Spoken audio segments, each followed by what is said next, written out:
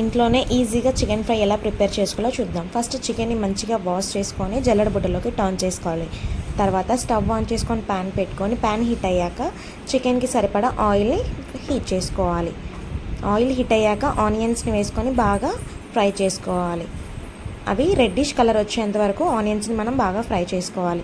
తర్వాత మనం ఫ్రెష్గా ప్రిపేర్ చేసుకున్న అల్లం వెల్లుల్లి పేస్ట్ని వేసి బాగా మిక్స్ చేసుకోవాలి. ఈ టెక్స్చర్ని ఎంత మంచిగా మిక్స్ చేస్తామో మనకి చికెన్ ఫ్రై కూడా అంతే పర్ఫెక్ట్గా వస్తుంది. తర్వాత చికెన్ని టర్న్ చేసుకొని కొంచెం మిక్స్ చేయండి.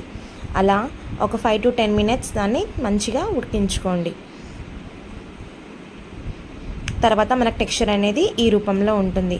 చికెన్ మంచిగా ముక్క ఉడికిన తర్వాత 1 స్పూన్ పసుపు, 1 స్పూన్ కారం, 1 స్పూన్ మసాలా, 1 స్పూన్ ఉప్పు వేసుకొని మంచిగా మిక్స్ చేసుకోండి.